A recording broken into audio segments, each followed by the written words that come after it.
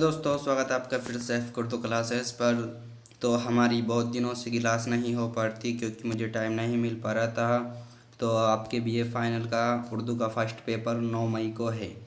तो मैंने सोचा आपको इम्पोर्टेंट क्वेश्चन के रूप में वीडियो दे दूं जिससे आप एग्ज़ाम अच्छे से दे पाओ। तो हमारा सवाल है, उर्दू ज़बान के आगाज़ से मुतल्लक़ महमूद शेरानी के नज़रियात की वजाहत कीजिए। तो जवाब, हाफिज़ महमूद शेरानी का ख़याल है कि उर्दू ज़बान की दाग बेली पंजाब में पड़ी, यानी कि जो उर्दू ज़बान की पैदाइश हुई है महमूद शेरानी के अनुसार वह पंजाब से हुई है।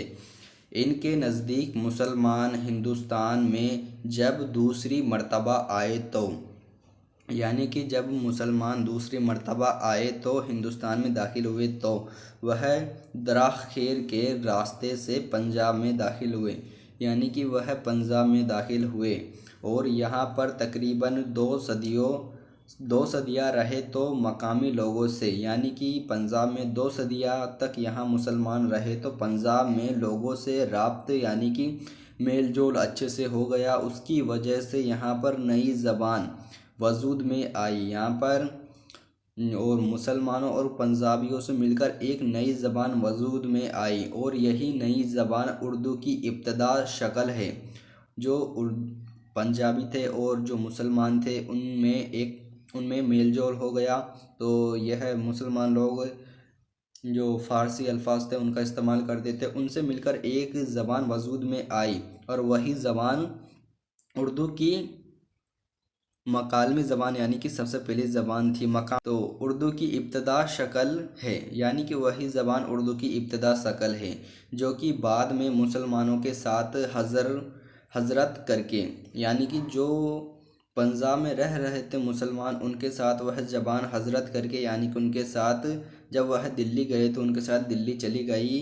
अपनी इस बात को इन्होंने अपनी किताब पंजाब में उर्दू जो लाहौर में से 1928 ईस्वी में बड़े मदल अंदाज में पेश हुई, यानी कि महमूद शेरानी की किताब का नाम है पंजाब में उर्दू, जिसमें इन्होंने उर्दू की इब्तदा के बारे में बताया है। और इनकी यह किताब का नाम है जो 1928 ईस्वी में शाइल हुई। इम्पोर्टेंट क्वेश्चन है कि महमूद शेरानी की किताब का नाम बताइए, यानी कि उनकी तसनीफ़ का नाम बताइए। तो पंजाब में उर्दू जो लाहौर से 1928 ईस्वी में मदल अंदाज में, यानी कि अच्छे अंदाज में शाइल हुई।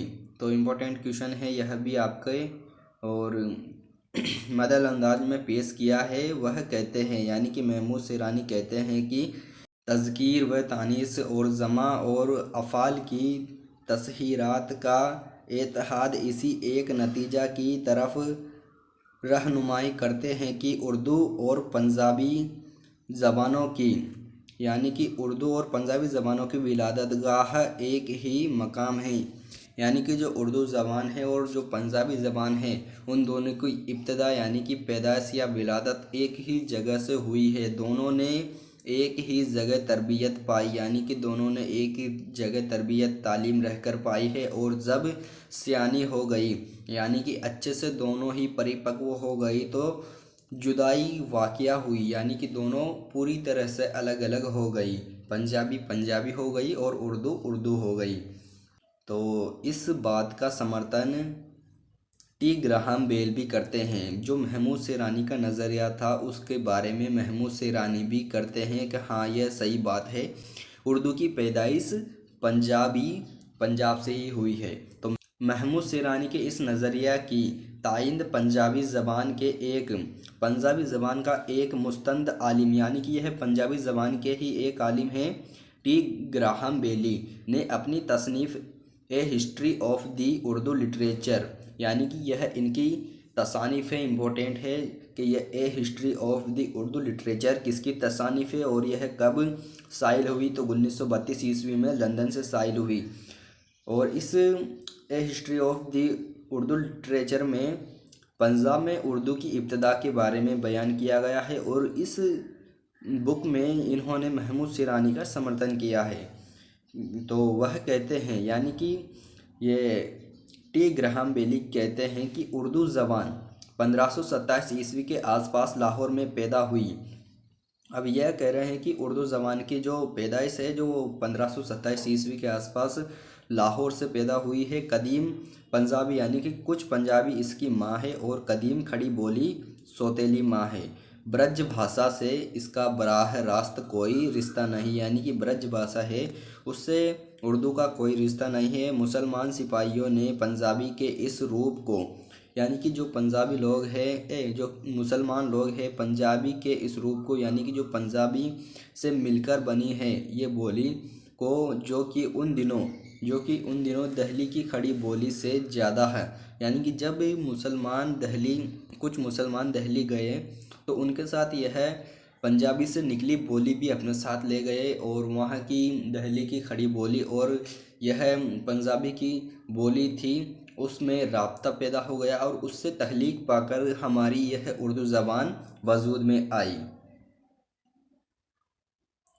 सिपाहियों ने पंजाबी के इस रूप को, जो कि यानी कि जो यह पंजाबी की रूप में बोली जाती थी पहले उर्दू ज़बान को, जो कि इन दिनों दहली की खड़ी बोली से ज़्यादा मुख्तलिफ न था, इख्तियार किया। यानी कि यह कुछ मुसलमान पंजाब चले गए और वहाँ पर खड़ी बोली बोली जाती थी और यह यहाँ से 2 सदियों तक पंजाब में रहे तो इनमें से एक जो बोली निकल के आई थी वह पंजाबी की शक्ल में थी उर्दू बोली और खड़ी बोली के बीच में राब्ता पैदा हो गया और उससे तख्लीक पाकर ये उर्दू ज़बान हमारी ये शक्ल में आई और इसमें फ़ारसी अल्फाज और फ़िक्रे शामिल कर दिए। यानी कि जो उर्दू ज़बान थी इसमें फ़ारसी अल्फाज का इस्तेमाल हुआ और फ़िक्रे शामिल हो गई तो यह हमारी उर्दू ज़बान तख्लीक पाकर हमारे वजूद में आ गई। तो आपको यह वीडियो कैसी लगी? वीडियो अच्छी लगी है तो इस वीडियो को लाइक कर दें और हमारे चैनल पर पहली बार विजिट कर रहे हैं तो इसे सब्सक्राइब कर दें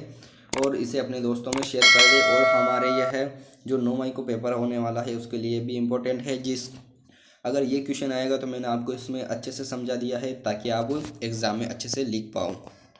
और हमें कमेंट करके बताओ कि यह वीडियो आपको कैसी लगी।